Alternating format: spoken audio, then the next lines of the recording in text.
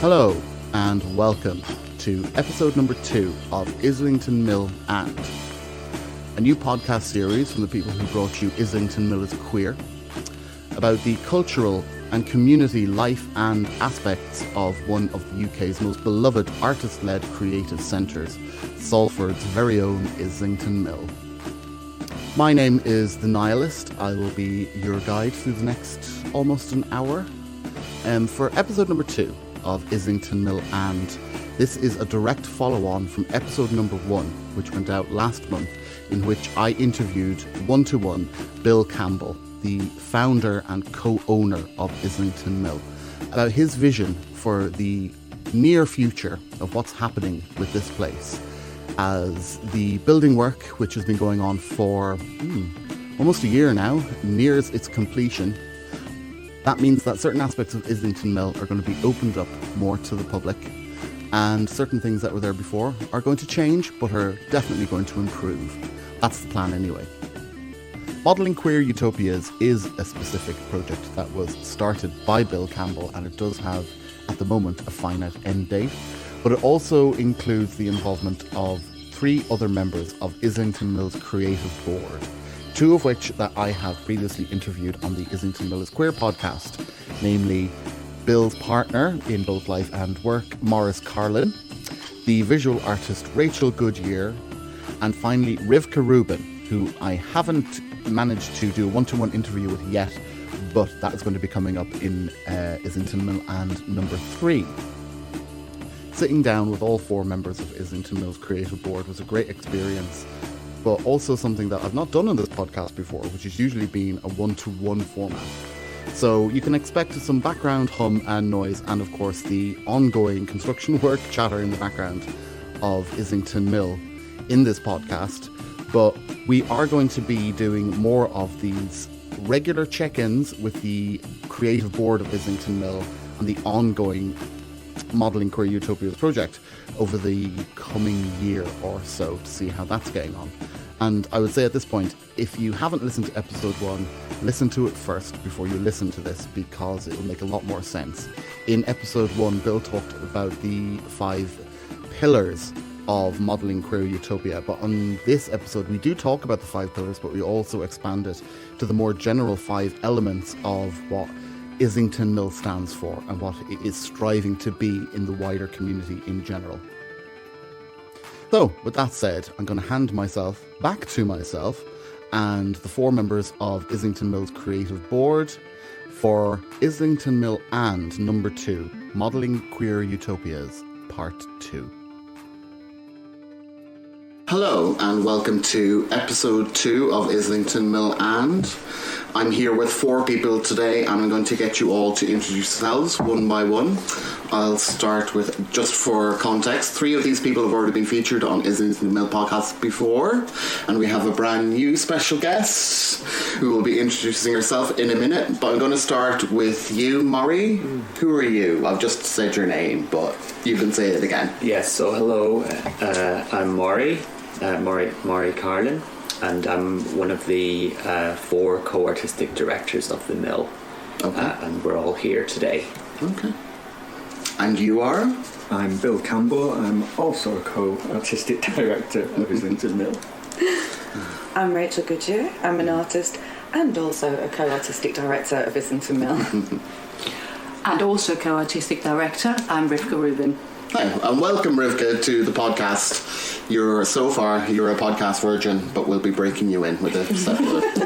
Thank you. So one of the things that I wanted to ask you all collectively, even though you've kind of answered it individually as you were speaking there, is how do you describe yourselves as 4 people? What is your collective role at Islington Mill? So we are the co-artistic directors. Directors, and our role is in setting the vision for the mill, and working with the community and the team to enact that. that the actual work it varies a lot, and currently because we're rebuilding the building, the jobs that we're actually doing are have shifted quite a bit. So I think today we want to sort of talk about what comes next. Okay. But you might want to add to. Do you want to add to that? I could add a little bit. I think we bring the long-term heritage of the building, so we bring our origins, and I think we spend our time noticing and checking in with where we are and where we want to go. You're very present with the mill. We try to be, yeah. Okay. So we are all present in different ways and at different times, and when we're here, we're kind of noticing what's going on, who's doing what, how it feels to be here, and checking in as to is that where we want to be going and where would we like to go next, or making adjustments. Okay. Perhaps. And I'd add to that as well is that we are present in different ways and at different times, sometimes all together, sometimes individually, but I think also from slightly different perspectives as well. So we have the real subtle differences from our experiences here, even if we're here at the same time. And adding to that, we also take care of how we work and how we're being together, and that we is beyond the four we. Okay. It's the whole team we and the people who come into contact with us. So it's the quality of being and working. Okay. Could you expand on it a bit for me? What's the practical application of that? So a practical application is the way we've already started this conversation, where we add to. Okay. Yeah. So a thought appears, an idea comes around, an issue, a problem, all become opportunities to do more with it, to add on, to explore, to discover, to find out different ways of doing things that are healthier and happier for people, to engage in their daily waking life. Just for clarity, when you talk about the community, who exactly are you talking about? Just for complete clarity for the listenership as well. We're talking about initially the people who have studios here, such as yourself. So there's that community, but then there's an extended community of people who come to events here, who engage, who have been here in the past on residencies or to take part in things, and that can be people from all over the world by now. Okay. And I'd add to that, the community is potentially anyone who chooses to be engaging, to engage with us, including partners or networks. Cool. Local, national, international. Okay, yeah. And I would add to that, it's also part of our role as well as kind of collaborating together. We also go out and represent this organisation, our role and our community, and while doing that, that's how we're often forming new partnerships with other places and other people. It's part of that noticing or looking out for. And we're not the only ones that do that, but it is kind of a crucial part of our role. Right. I'll direct us to the four of you for the co-artistic directors as a whole. But Maury, you did bring this up when you were speaking earlier. You said that your roles as co-artistic directors are changing at the moment. In what capacity? How are they changing? Well, when I started working at the mill, we were working in a very DIY kind of artist-led way, where we would come up with projects that we wanted to do. All we would do is just check if the space was available, and we would make something happen and quickly, with the help of others, and things would happen in a spontaneous, quick DIY way. And I'd say that style of work has characterised the first sort of 20 years of the mill, really. And over that time, we've embarked upon this capital process in order to do some essential work to the building, in order to give the building a long-term future. So to make it accessible, to make it wind and watertight, etc. So all of that work we have been doing really over the past 10 years. We started fundraising for that over the past 10 years. 10 years ago we started fundraising for it. We're now coming to the end of that work, and it's meant that we've it's taken us, I think, away from that core purpose and into dealing with like architects and project managers and fundraisers and all of the things that entails, which is quite far outside of our skill sets, I would say, and quite far from what we were doing. So that's how the role has evolved. But we're coming to the end of that now, and we're now planning the future. Anyone would like to add to that? Yeah, I think because the role co-artistic director, that came out as a little bit of in this period of time as we look at organisational structures and as we're becoming a little bit more formalised. Maybe that's a role that came out that seemed to be one of the most understandable for others, is like what our role is. But I would say that our version of an artistic director and the way that we work is maybe different to what a traditional artistic director might be. So we've got this history of leading as artists and leading with the DIY. And so I think when we talk about projects as well, I mean, some of those things that that we've done in the past, some of them didn't even start off as a few of them would have started off as a design project.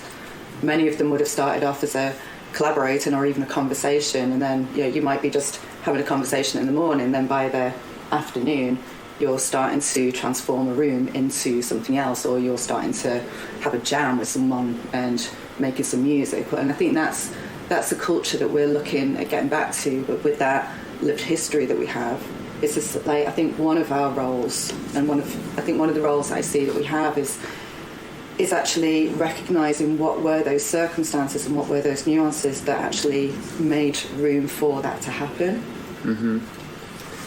And Rivka, you have a different take on it because you've come into this while we've been doing this building work. Yes, how exciting, isn't it, to come into dealing with lawyers and signing papers and finding new board members and so on. And I wanted to say, actually, I think for us, quite clearly, the directing word in there is about to where. What is the kind of future? It's a direction rather than a directing of people. Mm-hmm. Okay. Maury, you mentioned earlier, but this is again to everyone about the future. In episode 1 of Islington Mill, I discussed with you, Bill, about your project modelling QUEER UTOPIAS. Mm-hmm. And this conversation is to follow on from that conversation to talk about what is the direction of Islington Mill, where is it being directed to, both practically and theoretically. What's happening with that then?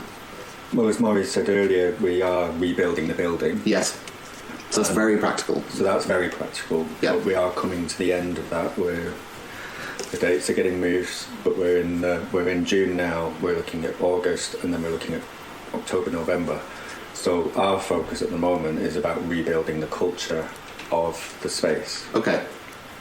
And that's what we've kind of discussed on it today and on these days. And we've had the pandemic, and then we've also been in building work. So the building has remained open, and people have continued to work here in their studios. But all of the public events have largely kind of been paused. There's some things have happened, but not to the extent of what we were doing, 5-10 years ago. Mm-hmm. And I think that ability through both the pandemic and through that a lot of the spaces are being renovated. I think that's where the limitation on the ways that people could come together and for spontaneity to happen. I think that was really very, very fragmented, especially through the pandemic. So it's rebuilding up from that as well. picking up on the spontaneity, what we would like to create again, and even more so, is where there is, how do you call it, planned for spontaneity. So it's not that the spontaneity is planned, but you're always ready for spontaneity, because that is at the heart of it, which is quite different and almost the opposite of planning a project that happens in 18 months' time, applying for money and then delivering it, with the pandemic in between as well. Yeah. So you've kind of touched on this, but I'm going to press because I'd like more fuller answer. But what could you sum up what the ethos of Islington Mill was pre-pandemic, pre-building, that you're now renegotiating? Could you sum that up in, well, I mean, you can describe it, but, you know, in a neat phrase, or, you know, a little paragraph maybe? I could have a go at, like, the term artist-led is often used, but the term leadership is a questionable word. I think maybe what we might mean in this instance around direction or leadership is around creating the conditions, the circumstances, the spaces, the holding that allows for artists and the community to thrive, as opposed to directing a specific vision. Okay. So it's about creating a space that is able to be held healthily.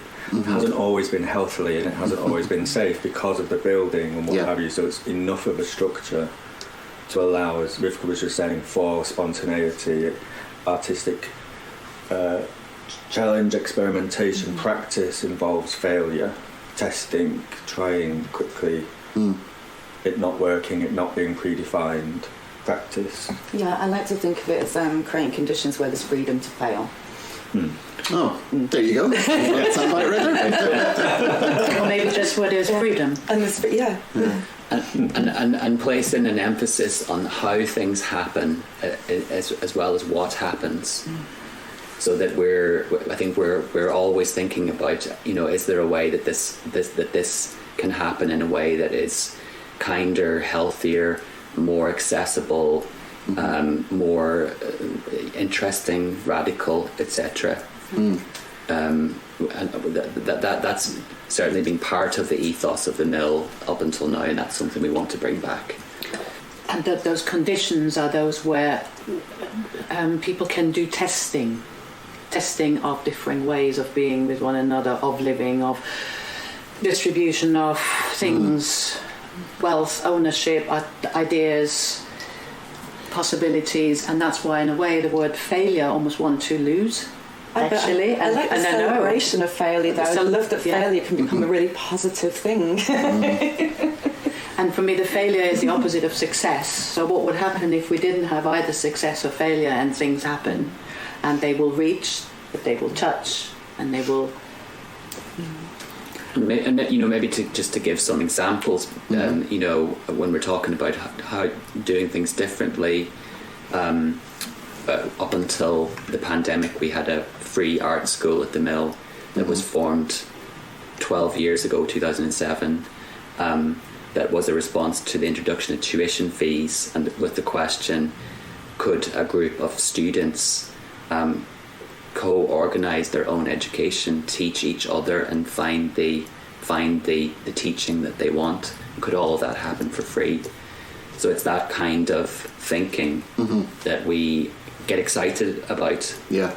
Can I? I mean, I think this is it at the heart of it. We have a lot of learning, which, you know, it's like, I mean, that's where the Art Academy came from. So how, you know, that actually like learning together and learning from each other. But I think with the mill, and also it's like where we are at present, it's you know, we're drawing upon lived history, and we want to continue to be developing it through living it, which is it's like, I guess, what we also mean by DIY practice or artist practice, that we're learning through living it, and we're learning through actually like being in it. And I think this is, when I'm talking about that lived history as well, I'm not talking about just like us in this room. It's like the lived history of everyone that's kind of made the mill what it is, and that's so many different experiences and so many different interactions. And so, I mean, I always think of it as someone who's been here for quite a while. That that's one of my biggest resources at the moment, is just remembering interactions, remembering when that conversation might have happened, at what corner of the courtyard was it, what time of year, all of those little things. And so I think it's that that active learning, I think. And adding to that, the experiences and the expertises. So I think I'm just noticing something that we do, which is meeting others and each other with expertises, and the expertises grow. I've learned a huge amount that I didn't know before, which includes the legal side and everything, whilst being here. So that's been an opportunity. And we meet each other and we meet others with expertises rather than as experts. So we don't take hierarchical positions. We really aim not to take hierarchical positions in relation to anything and anyone, including our partners. So one of the practices is to meet everybody, funding partners, members of the team, members of the community, studio holders, visitors, known and unknown, in exactly the same way of interest. And I think it's important to say as well that we want to take part with others, and we want to be part of that creative process, not just to stand on the edges of it and kind of corral it, but the word you used before, corral. We don't want to be on the edges corralling. We want to be in the room with people taking part. And I feel like that's an important part of it, and that hasn't always been possible in the past. That sometimes we have found ourselves, on the edges of it and not feeling very creative. So that's something we're kind of keeping in mind. Well, it certainly sounds like there's a much more practical aspect to what you're doing now in relation to that. How much harder are you finding it now to do it, now that we're entering into this new phase of Islington Mill, post-pandemic, coming towards the end of the building? You've had all this money injected into the organisation, which presumably comes with monitoring of what the organisation is doing and what it's up to. Are you finding it harder than it was before? Presumably, yes. Without wanting to lead the conversation anywhere. I mean, I think we're just embarking on, actually, because once the building is finished once that scaffolding comes down, it's like, and even where we're at now, I think because we're going into this next phase, I think it's like we're relearning. I think it's like we're rediscovering. It's like how would we love to work? How have we loved to work in the past? So at the moment, I wouldn't necessarily say it's harder. I think that we're learning how to do that in this next phase, and at the point, it's like the point at which we're at now, just like, personally, because it's like we're all different people as well to who we were a number of years ago, but we've also learned all of those things that have maybe made us feel that we were maybe on the sidelines or facilitating before that. So I'd say that it's maybe difficult to tell at the moment, because we've not quite launched back in there in the way that we really want to. I would say that the hardest bit was getting the money and getting the building work on site, because that does involve bureaucracies and structures that were not part of our artist practice skill set. Legal papers, long-term contracts lasting 25 years, large amounts of money were things that we've not experienced directly before. So getting to that stage of getting those monies and those contracts in place was what felt like the biggest stretch, and where I think most of us felt our least comfortable. And now, coming to the end, we are actively wanting to go back to our roots, to move away from that. Those are the structures that keep the roof is on now. Yeah. The legal situation is done now. We're wanting to avoid going back into being an organisation that's reliant on that funding. So when you said injection of money, 90% of that, most of that was into the building. Yeah. And we've always been a very agile organisation, albeit revenue tight, or we've never been a massively funded organisation in terms of our day-to-day revenue. Mm-hmm. So it does put a lot of we prefer it that way, because we don't want to be in bureaucracy. I see this as the freedom that we're looking to facilitate for everybody, including us, wants to come free from pressure. Yeah. So I've just picked up on the word monitoring. Mm-hmm. And I think we want to really have an environment in which neither we are monitoring anybody or are being monitored, whilst being extremely transparent. Yeah. Because we choose to be transparent, not because we're ticking some whatever boxes and deliver things. So I think to create that environment is looking at the quality as to what are those elements that facilitate people feeling free, and just going back to the celebrating failure bit, where people can celebrate however something comes out, because that takes away the fear of having to do something and being productive. So maybe talking also leaner, simpler, part of a degrowth movement rather than becoming bigger and more and, Okay. beautiful, small, not large and cumbersome. That's interesting. Can I ask then, I mean, I might edit this question out if this isn't suitable, but you said you picked up on my use of the word monitoring, and to say that you, for the future of the mill, you want to be transparent without the fear of being monitored. From my perspective, I assume that even though the cash went into the actual building itself, that there is some kind of monitoring or kind of, I don't know how to articulate this exactly, but like a value, so that the people who have given you the money know that it's not ended up in your wardrobe, for instance, or for the people who can't see, Bill is wearing a brand new Versace fur coat. We don't know where it's come from, but he said he found it somewhere. No, but from my point of view, I don't know the exact details and the ins and outs of the situation, but I would assume that having public funded money that has come from Europe like that does come with strings attached, does it though?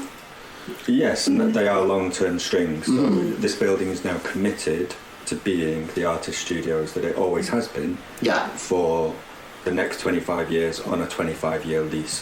From me and Maury, who are the owners of the building, we have leased it to the organisation that is not just us, it's us plus the rest of the board, which is a community interest company. Okay. So while that lease is in place, while we are the owners of the building, we are not in control of the building. It's not our asset, it's an asset on a 25-year lease to the community interest company. Yes. And so the money was received by the community interest company.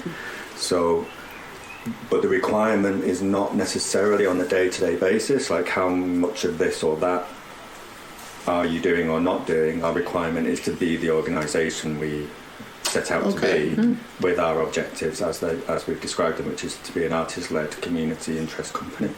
And I say, I mean, with every bit of funding as well, so it's like with most parts of the funding, there has been like project funding that's come with it, and so that's been so like some of our because we have been open. So apart from the studios, so there have been exhibitions, there have been talks, there have been workshops, and all this kind of stuff, and so that's it's like there has been a program. It's like kind of like and the mill and our team have done fantastic stuff with, so created fantastic things and like worked with, just worked in like really amazing ways with that. And I think through that, this is what it's been a really valuable period of learning of, what are the pros and cons of funding? What are the bits of funding that might contort us? What are the bits of funding that might actually align with us? How do those harmonise? So I think it's just like even through this period as well, actually really learning. So it's like, what are those differences? And therefore, it's just like, how can we actually move towards a future where the DIY, which is normally a very precarious, very, very unsupported area of any kind of like creativity, how can that actually become like a much more supported and healthier way of working? The funds currently, which are programme related, are Heritage Lottery Fund, I think, coming to an end this year. The European one, Heritage Lottery Fund is coming to an end this year. European money around June. Mm-hmm. And all of those are criteria that, of course, we did agree to and therefore delivered on that criteria. Mm-hmm. So in the future and already now, any funds that we choose to apply for is because we actually want to agree to the criteria and uphold the criteria, which also includes making decisions not to go for certain funds, which we've already done, mm-hmm. because we don't agree with the criteria. Yeah.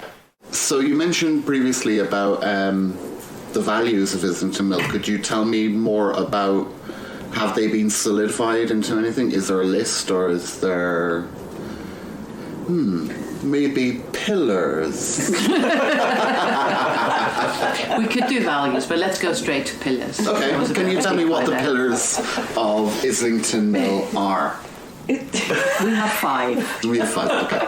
And those 5 were identified by actually being asked a question by one of our funders, Heritage Lottery. So the 5 are... The 5 we're looking at who are the people that we work with, therefore what's the project for, who's it serving.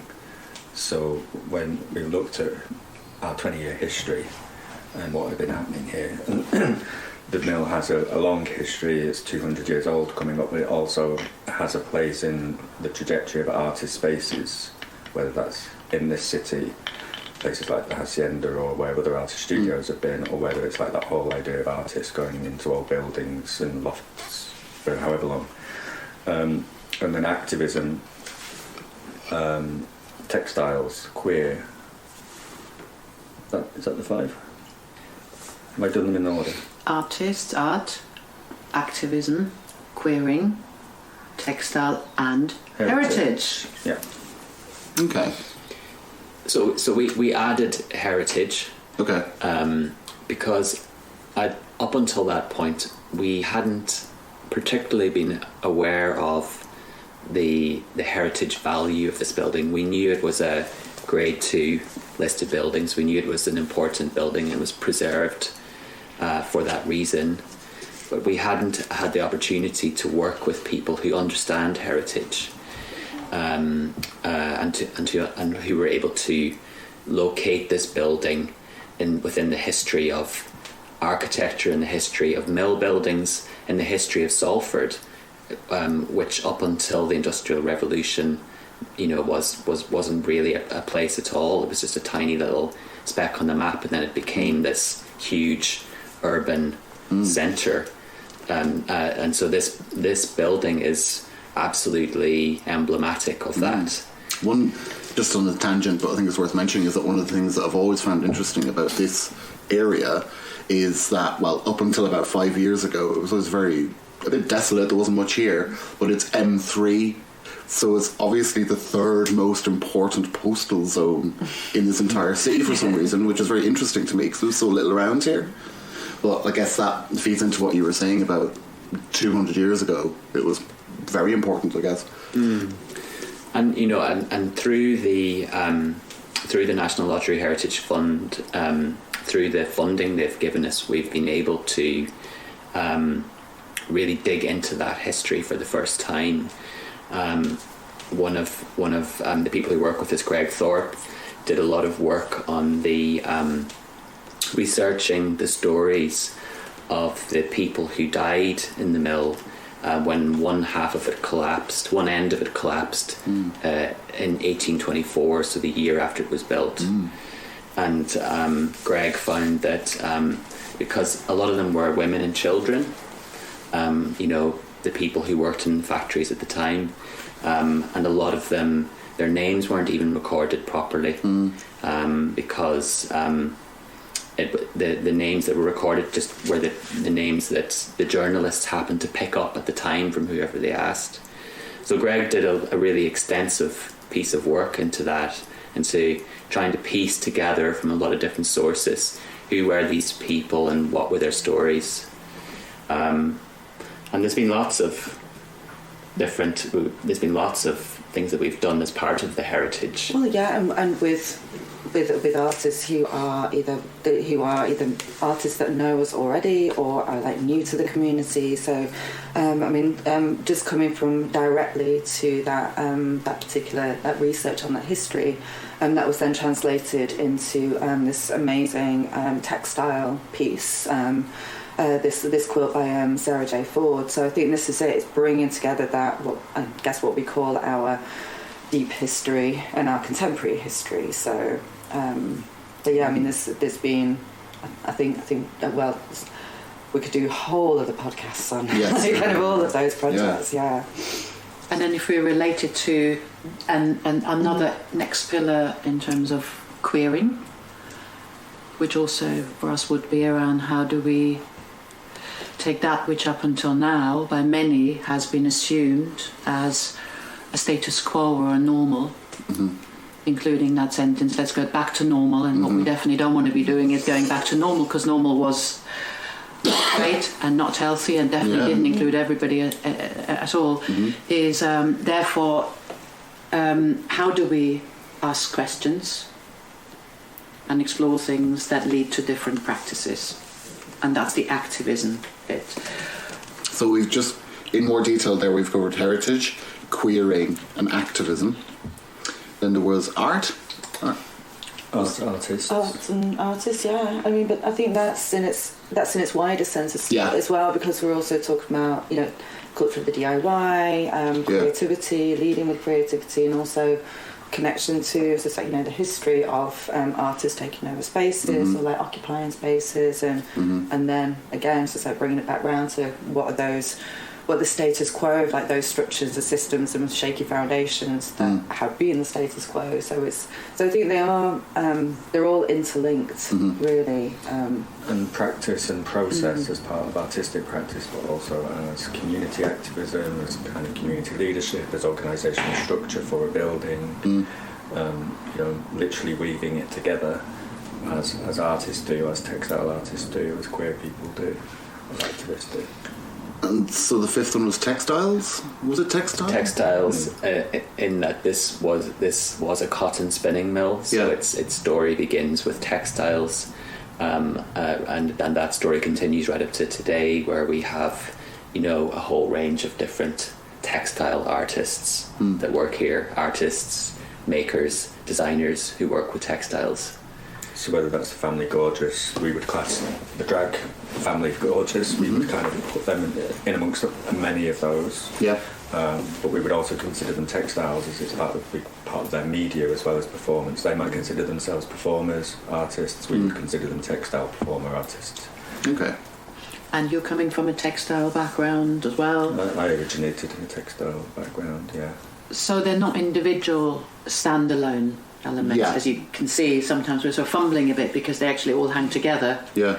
One informs the other. Even art in itself is huge. Can we broaden artist as an idea, or arting? So we sometimes could call it. It's the activity. I feel like activism has got a very specific meaning in most people's heads now, which is political activism. But it could mean any kind of activism. It could mean just doing things. Activating space, activating thought, activating conversation, and artists being the people who originally began to repurpose and reactivate industrial buildings like this, beginning in New York in the 50s and 60s, finding a new purpose for places that no one cared about anymore, places that had lost their purpose. Yeah. So, that's a form of activism. And many of those artists were just, occupying that space outside of any kind of structures. So that is the pillars, which, with the handy alliteration, are more about the past of Islington Mill. So the pillars are representations of the past, but also the present. There's another alliteration, so pillars, P for past and present. But as we had discussed in the previous podcast on modelling queer utopias, there's also 5 elements to the project of modelling queer utopias. Could you take me through them? Bearing in mind that we have talked about them in the original podcast, but we can expand on them a lot here because there's 3 more people who can add to that conversation as well. Shall I quickly go through them? Yeah. They are about, how we live and work in the space as a community and as a space. That's where they originated, like looking at the kind of practicalities of how to do things well beyond just providing a building, organisational structures, but how we operate in our day-to-day. So they are food, sleep, connection, sex, something in that, love, perhaps, communication and playful practice. And that within us as the four of us, but also within our wider community, people explore those in different ways. So in its simplest form, we'll just check in with each other and ask about those things and just notice if they're going well or not. Are we sleeping well? Are we eating well? But in a bigger, more forward-thinking sense, it's like, how can we provide for that to be better for not just us, but this community at large as we move forward? I mean, maybe I could add to that's like where that also, how the elements followed on from their pillars, because the pillars were something that we're exploring as we were, like just trying to categorise ourselves within a funding bid. I mean, so I think this is because we've always like explored lots of, because we've never been we've never been purely artist studios, even though it's just like kind of that's what makes up a large portion of the building. But I'd say that so that I think that was the first time we'd started to go, okay, what's the who's here? How do they work? If it's not just art, what is it?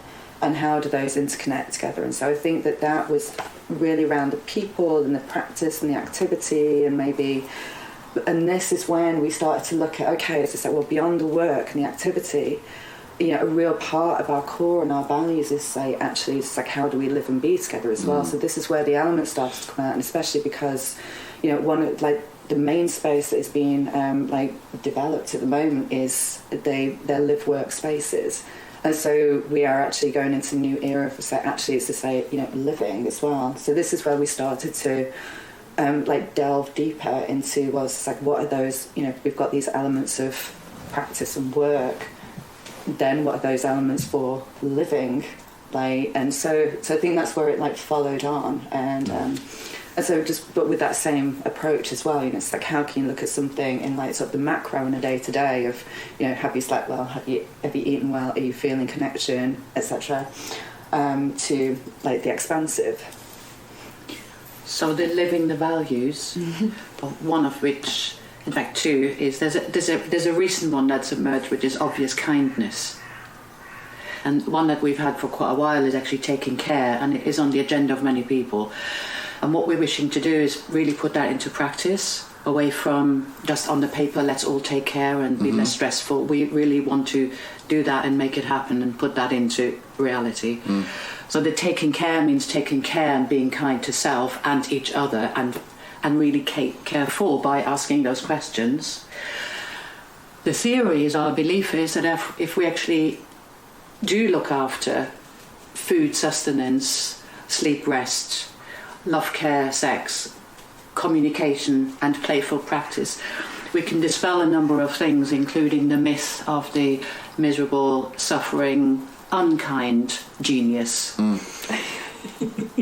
And trust that actually when we are well, in the space of well-being and healthy, that creation emerges. Which we have seen over and over again, that when you take the pressure out, that doesn't mean you haven't got, you have the passion, and there can be a sort of, what is it, the healthy pressure. I don't like the word particularly. Someone was talking the other day. It's kind of like a friction that is creative. Then it will emerge. You don't need to put pressure on the outside with the date and the deliverable and all of that, because actually that strangles, and quite often that means people are doing things very, very quickly, and then the failure isn't an enjoyable one. I'm quite interested in your theories of communication. Could you expand on that a bit? I know we will do our own podcast. Hopefully it'll be the next one, actually, number 3 after this. We'll cover this more in depth. But I think right now Could you just expand on it a little bit and tell us a bit more? Yeah. I think one thing relating to a little discussion we had in the break before is about, can communication happen, or what does it take for communication to be one of power with rather than power over? Mm-hmm. So what we do, and I particularly have brought to it, is noticing how in the current habitual way we communicate with ourselves and one another, what within that is liberating and what actually is limiting, what is helpful, what is hindering, what is motivating, what is demotivating. Okay. And what in the current use of language are actually the tools and the means to upkeep systems of hierarchy, supremacy, patriarchy. Mm-hmm. What in language is coercive, yeah, rather than inviting and requesting. Yeah. What is divisive. Yeah. And where do we inadvertently, maybe without even wanting to, polarize? Yeah.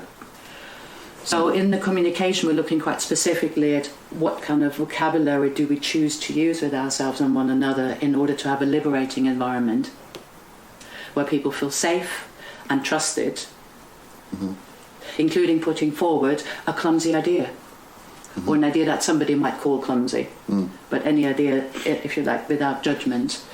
So without going any further into the detail, we're really taking care of the vocabulary we choose to use, and choose is the sort of absolute premise of it, that we're coming out of responsibility and choice rather than coercion and have to and obedience. That's quite interesting, especially from my point of view as somebody who makes podcasts and is very interested in and invested in conversationalism and thinking about, I did ask you a question earlier which I ended it with yes, which is a very leading question to lead with, but I know because previous to recording this afternoon, we have been talking about this, so I do have I have been a bit prepped in how to lead this conversation to the areas that we want to talk about, but that is very, very interesting, and I look forward to doing a full podcast with you about that. And so endeth, a bit abruptly, episode 2 of Islington Mill but I thought that was a good place to end it because, as I've mentioned in the run-up, episode 3 of Islington Mill will be a head-to-head interview between myself and Rivca Rubin, who you heard there at the end of this part of episode 2, and I'm going to be speaking to them about upwording and communication and language and all that lovely stuff, which I also did mention in the interview itself. I didn't want Rivka to give me too much information on the communication aspect of Islington Mill's elements and pillars because I wanted to keep that for a single episode of the podcast itself, which will be episode number 3, coming out at the end of next month. So keep your earballs peeled for that one. That'll be coming up as usual on the Spotify stream and also on Podbean, where you can find me as The Nihilist, THENIALLIST. So for now, that was a lot to take in, but I think that was a good overall view of where Islington Mill is coming from, where it's at, and where it is very hopefully heading to in 2022. I'll be back next month with episode number 3. I'm not going to tell you what it is because I've just spent a couple of minutes doing that. And in the meantime, I'll bid you adieu, mon amis. Yeah? Goodbye.